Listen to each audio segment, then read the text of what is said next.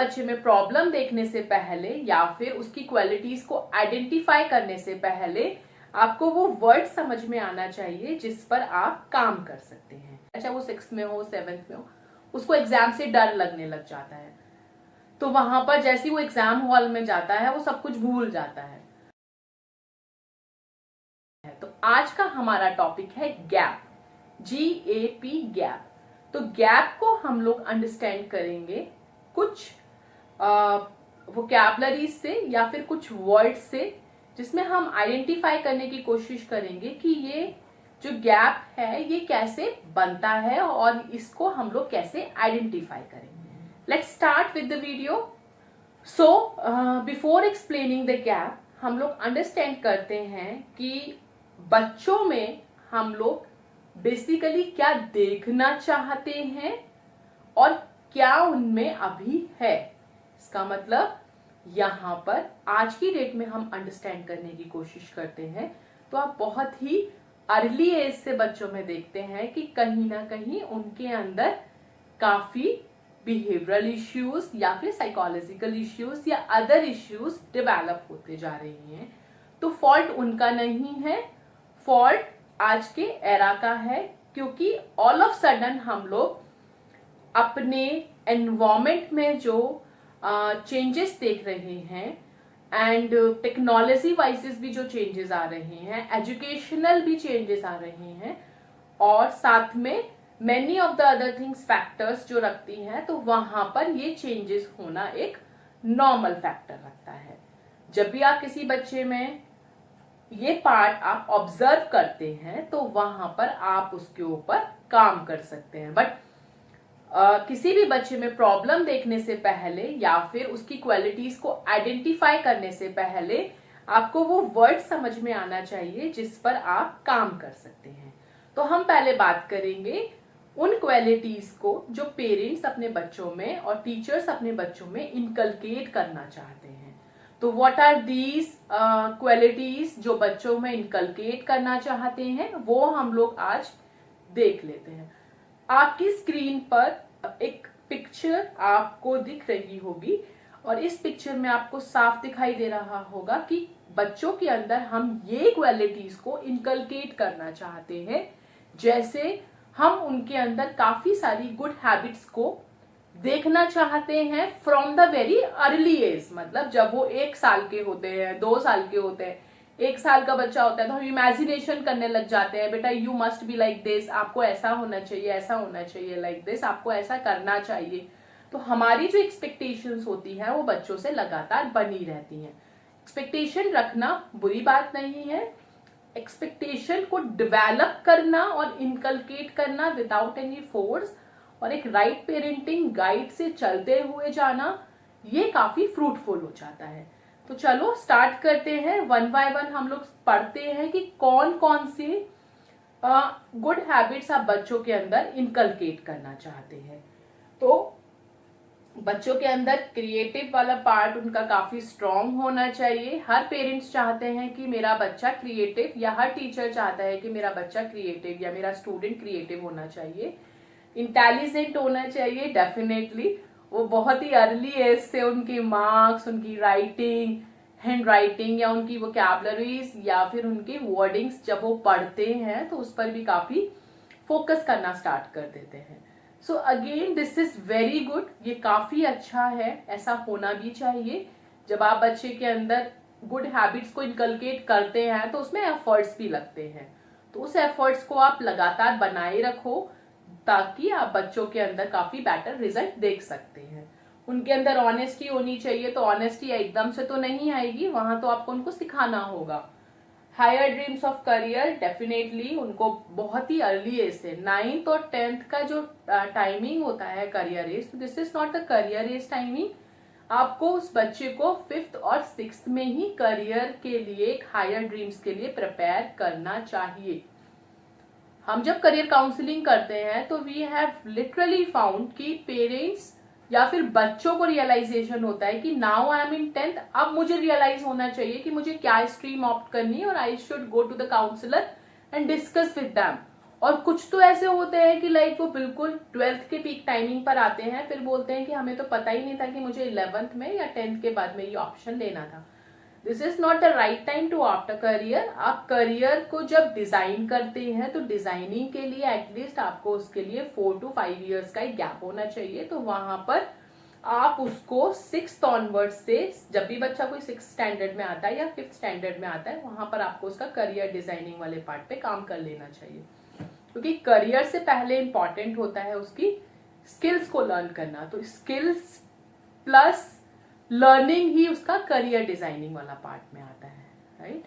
तो यहाँ पर उसका fulfil higher dream of career, leadership quality होनी चाहिए, free from stress, live in truthfulness, और लाइफ टाइम वेलनेस और गुड हेल्थ वाला पार्ट होना चाहिए। तो क्या आपको उसको खिलाना है, क्या उसका रूटीन होना चाहिए, मॉर्निंग में आपको क्या देना है, इवनिंग में क्या देना है, उसका फूड स्केड्यूल क्या है, और अगर आप उसको जंक फूड भी दे रहे हैं तो वंस इन अ वीक आपने सेट करके रखा है और उसको बता रहे हैं आप। तो जब बच्चे को एक्सप्लेनेशन के साथ में आप रखते हैं तो वो जिद्दी नहीं बनता, वो मानता है आपकी बात को, है ना।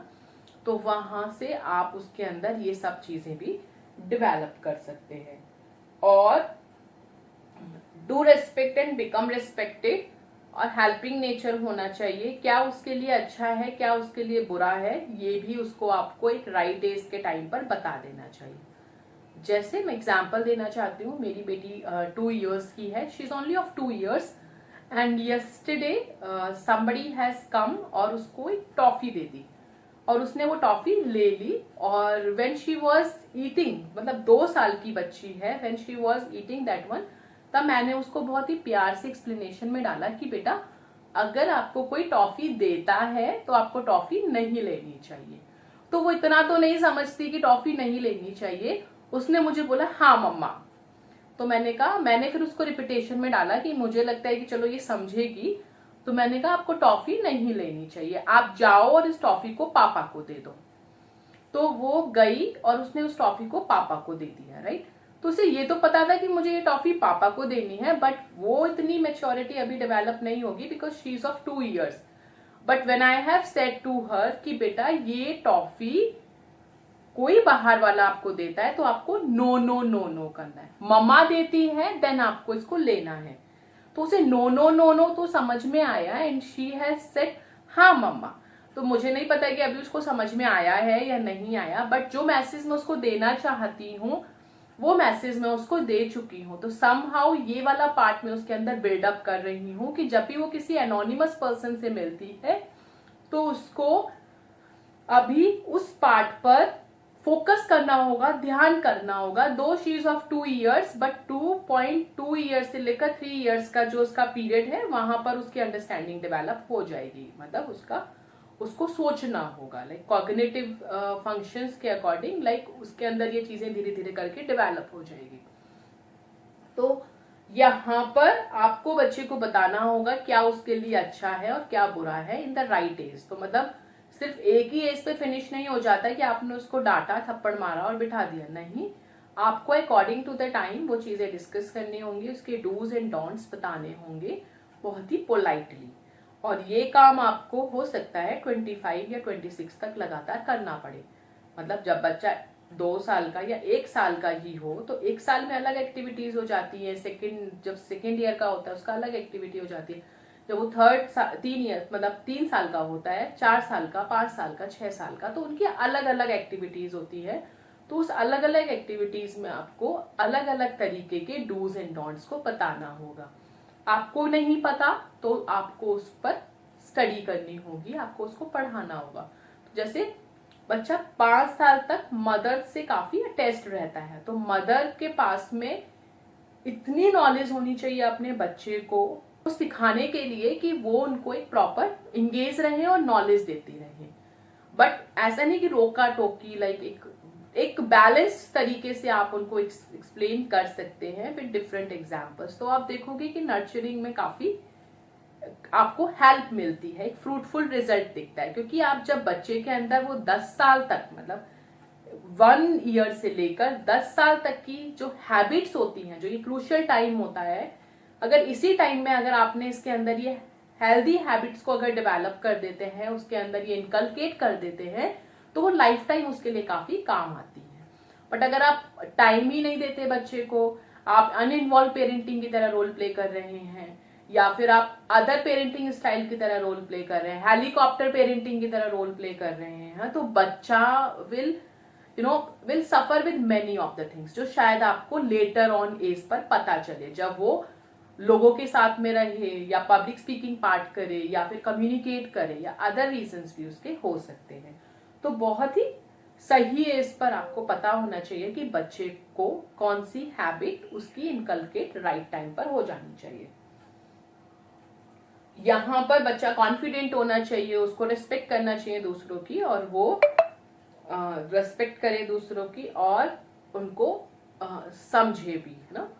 तो जैसे कोई आंटी अंकल आए हैं बहुत ही छोटी एज से, लाइक जैसे बच्चा 3 इयर्स का या 2 इयर्स का है, उनको आप सिखाओ, तो लाइक हो सकता है वो शाई फील करेगा, नहीं बोलेगा, तो आप बोलेंगे कि नहीं ये तो बोलता ही नहीं है, तो बच्चे के अंदर आएगा कि मैं तो बोलता ही नहीं हूँ, पापा तो ऐसे ही बोल देते हैं। लाइक अगर बच्चा थोड़ा सा उस चीजों को लेकर अडेप्ट करना स्टार्ट करेगा, तो नहीं, आप उसको अप्रिशिएट करिए, वाओ आप तो आज आपने बोला है।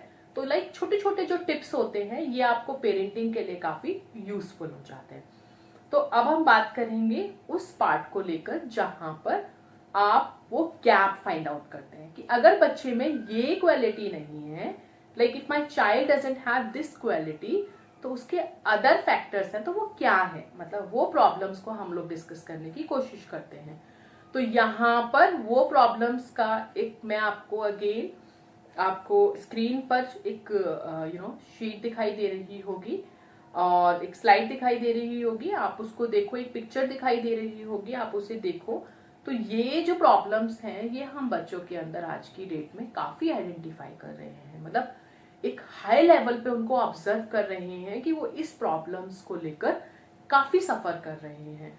जब आपको उसके वर्ड्स का पता चल जाता है, आपको वो प्रॉब्लम का एक आइडेंटिफिकेशन हो गया है, तो यहाँ पर आप बच्चे को सपोर्ट कर सकते हैं, उसको उस पार्ट के लिए उससे निकाल सकते हैं, उस पर काम कर सकते हैं। बट अगर आपने इतनी सारी प्रॉब्लम्स का एक साथ ही बना लिया है और आपको समझ ही नहीं आ रहा कि अब क्या करना है, तो वहां पर हो सकता है पेरेंटिंग में आपको, या फिर आप अगर बच्चे को एज अ टीचर भी गाइड कर रहे हैं, तो वहां पर आपको एज सुन एज पॉसिबल उस सॉल्यूशंस को लेकर किसी प्रोफेशनल काउंसलर के पास जाना चाहिए और डिस्कस करना चाहिए। तो यहाँ पर आप जो प्रॉब्लम्स देख सकते हैं, मैं 1-on-1 आपको रीड कर लेती हूँ। अच्छा, ये सारे प्रॉब्लम्स के जो सॉल्यूशंस हैं और उस पर जो डिस्कशन होगा वो आगे की वीडियोस में विद सम अदर साइकोलॉजिस्ट भी आपके साथ में डिस्कस करेंगे और आपको बताएंगे कि किस एज में क्या फैक्टर रखता है जहां पर आप बच्चों को लेकर काम कर सकते हैं। तो यहाँ एग्जाम फोबिया आप देख सकते हैं, eating disorders, inferiority complex, lack of maturity, study stress, educational challenges, wrong friendship, career confusion, peer pressure, identity crisis है, एंजाइटी डिसऑर्डर है, पुअर टाइम मैनेजमेंट है, राइट। जैसे एग्जाम फोबिया, एक बच्चा 10th क्लास में है, उसको अभी तक एग्जाम फोबिया है, मतलब आपने उस पार्ट को लेकर उसका कभी काम ही नहीं किया, अब आप बोल रहे हैं कि वो तो बोर्ड एग्जामिनेशन है इसकी वजह से इसको एग्जाम फोबिया है। नहीं, आपको उसको ट्रेनिंग देनी चाहिए, आपको उसको प्रिपेयर करना चाहिए। तो एग्जाम फोबिया अगर उसे लग रहा है तो इस पार्ट को लेकर आपको बहुत ही एज सुन एज पॉसिबल उस पर काम कर लेना चाहिए। आपको पता है जब बच्चा 10th में आता है तो उसको एग्जाम फोबिया होने लग जाता है, या फिर वो जब भी एग्जाम देने जाता है, चाहे वो 6th में हो 7th में हो, उसको एग्जाम से डर लगने लग जाता है। तो वहां पर जैसे वो एग्जाम हॉल में जाता है वो सब कुछ भूल जाता है। तो अगर ऐसी कुछ सिचुएशंस होती हैं तो यू मस्ट नो कि उस बच्चे को आपको श्योरली पहले से ही ट्रेन करना होगा, उसको अंडरस्टैंड कराना होगा, ताकि वो डर उसका एक लाइफ टाइम ना बना रहे, या फिर वो जब भी किसी जब भी किसी एग्जाम को देने की कोशिश करेगा तो वो उसके अंदर एक डेवलप ही ना हो जाए। तो वहां से कहीं ना कहीं उस फैक्टर को लेकर आप काम भी कर सकते हैं। और अदर जैसे प्रॉब्लम्स पर हम लोगों ने यहाँ पर डिस्कस किया है, तो मैं सोल्यूशंस में अभी नहीं आपको बता सकती, बिकॉज अभी हम लोग इस सोल्यूशंस को साइकोलॉजिकली अंडरस्टैंड करेंगे, 1-on-1 वीडियोस के साथ में देखेंगे, ताकि आपको एक राइट डायरेक्शन भी मिलता चला जाए। और क्या क्या प्रॉब्लम्स हो सकती हैं, तो और प्रॉब्लम्स के लिए आप देख सकते हो स्क्रीन पर, liberty stress, emotional imbalances, behavioral issues, psychological problems, parents disapproval, mobile video games addiction, social isolation, physical changes, sexual thoughts disorders। जैसे ये प्रॉब्लम काफी बनी रहती है, जो पेरेंट्स डिसअप्रूवल वाला पार्ट होता है। तो बच्चों के अंदर ये चीजें काफी लेवल पर देखी जा रही हैं जब बच्चे पेरेंट्स डिसअप्रूवल पार्ट पे आ जाते हैं। इसका मतलब क्या होता है, इसका मतलब ये है कि बच्चा मेरी बात को मानता ही नहीं है, मेरा बच्चा तो ऐसा था ही नहीं, जो मैं कहती थी वो वही करता था, राइट, जैसा मैं बोलती थी वो मेरा बच्चा वैसे ही करता था। नो, तो आपको समझना होगा कि हो सकता है जो एक बहुत ही डिस्टेंस बन गया हो, या फिर अगर बच्चा इस पार्ट में है तो उसका फॉल्ट नहीं है। हियर आपको एनवायरमेंट, उसका एम्बियंस, उसका इमोशनल इम्बैलेंसेस या फिर हार्मोनल इम्बैलेंसेस की वजह से भी कई सारे रीजंस हो सकते हैं। तो there are many of the factors जिसको आपको अंडरस्टैंड करना होगा एज अ पेरेंट्स और एज अ टीचर, जहां पर आप उनको सपोर्ट कर सकते हैं। आप उनको इस पार्ट से एज सुन एज पॉसिबल आप उनको निकाल सकते हैं बहुत ही अर्ली एज से। या आपको ये पता ही है कि बच्चे ये प्रॉब्लम्स फेस करते हैं, तो यहाँ उन प्रॉब्लम्स को फेस करने के लिए आपको उनको पहले से ही प्रिपेयर करना होगा। प्रिपरेशन में अगर आप नहीं जाते हैं तो फिर अकॉर्डिंग टू द एज आपको समझना होगा कि इस एज में ये चेंजेस होते हैं, यहाँ पर ये पार्ट है, यहाँ पर ये है, वहां से आप इसको अंडरस्टैंड कर सकते हैं। आपको याद होगा हमारी एक वीडियो थी पेरेंटिंग के ऊपर कि लाइक व्हाट इज पेरेंटिंग, तो मैंने उसमें बहुत ही छोटे छोटे टॉपिक्स को डिस्क्राइब किया था, बट वो छोटे टॉपिक ही इतने वास्ट लेवल पर हैं जहां पर आपको अंडरस्टैंड करना होगा, चाहे आप फिजिकली बात करें, कॉग्निटिव बात करें, सोशली, इमोशनली, या फिर लैंग्वेज डेवलपमेंट, या फिर उसके जब भी हम लोग उसका डेवलपमेंट मतलब ब्रेन डेवलपमेंट होता है, और तो वहां पर कौन कौन से वो चैलेंजेस फेस कर सकता है अकॉर्डिंग टू द एजेस। इन सब बातों का आपको ध्यान रखना होगा पेरेंटिंग के टाइम पर। पेरेंटिंग एक ऐसा टॉपिक है जिसको आप सिर्फ लेट इट गो करके नहीं चला सकते, या फिर बच्चे को सिर्फ आप English, Hindi, SST, maths, that is subject part भी उसके लिए इम्पॉर्टेंट है, साथ में आपको अपने आप को अपडेट भी करना होगा जिससे आप बच्चे की मदद कर पाए।